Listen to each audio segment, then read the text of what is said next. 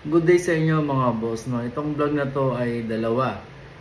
Yung una yung transmission, yung nasiraan ako, and then yung pangalawa naman yung nasira yung ilaw. So panoorin nyo to kung paano ako nakasurvive dun sa transmission bushing, kung paano ko siya pinalitan, tapos kung paano ko siya temporary nagamit, pauwi lang ng bahay, tapos bumili ako sa Lazada ng bushing para maayos ko na siya. And then yung pangalawa naman yung ilaw. So guys, panoorin nyo to, sana makatulong tong video na to. Alright.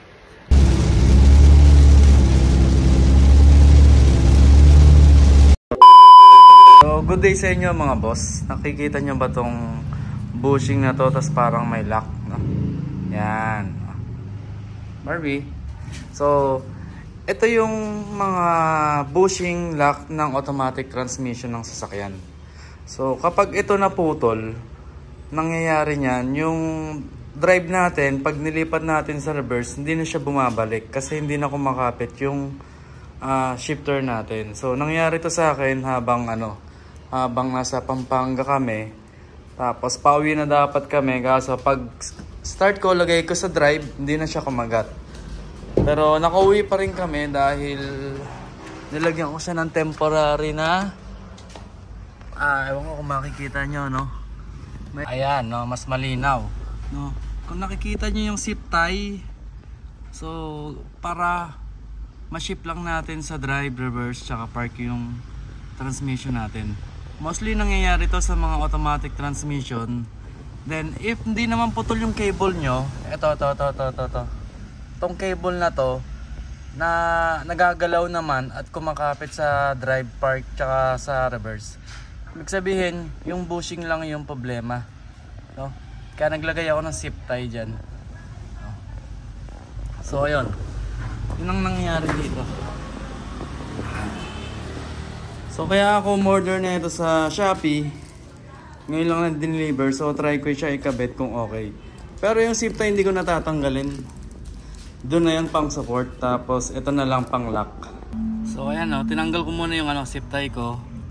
Tapos ito, makikita nyo yung luma kong bushing. Ito yun, no. So tanggalin ko.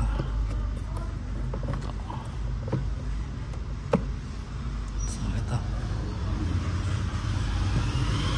So ayan, makikita nyo. Teka lang, hirap eh.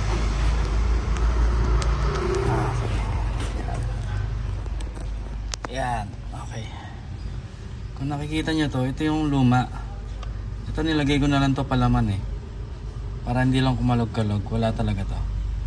So ito yung luma. So putol na yan. Tapos ito yung bago. So ito yan, no? Luma. Ayan, no? Ito yung bago. So kapit na natin. So ayan na siya, no, mga boss. Napasok ko na yung bushing, tapos kung nakita yung silver, may lock siya. And then itong zip tie, ipapatong ko na lang para support lang siya. So ayan na siya, no, mga boss. So meron siyang lock dun sa shifter bushing niya. Ito, no. And then pinatungan ko pa ng zip tie. So ayun lang, no, mga boss. So sana nakatulong tong video na to. Alright. Yung transmission update natin, yung bushing lang talaga problema. So binalik ko na. So ayan na siya, no. Okay na siya. Bushing lang yung problema. So pag nangyari sa inyo yun, pwede pa kayong makauwi. Basta baklasin nyo lang to, tapos isuksok nyo yung transmission nyo para malagay nyo lang sa drive tsaka reverse yung transmission niya. So yun lang. So ayun na nga, no, mga boss, na kundi ilaw ko. Actually matagal na to, no?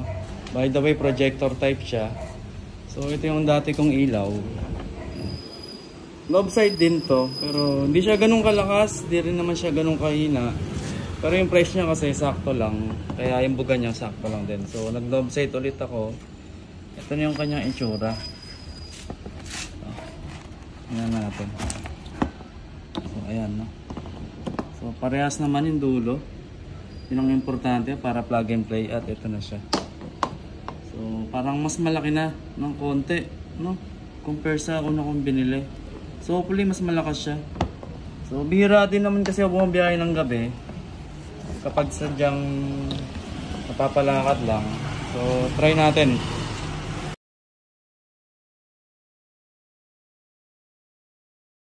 So, okay mga boss, no, kakatapos lang ng trabaho namin, kasama natin si Jericho.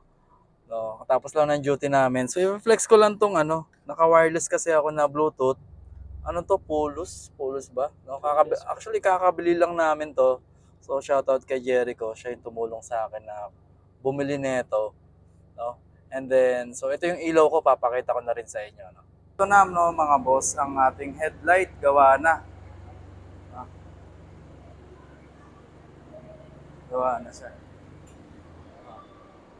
So kaya ako lang piniflex ngayon kasi sobrang ano siya. Sobrang okay compared dun sa dati, no? Pakita ko lang sa loob.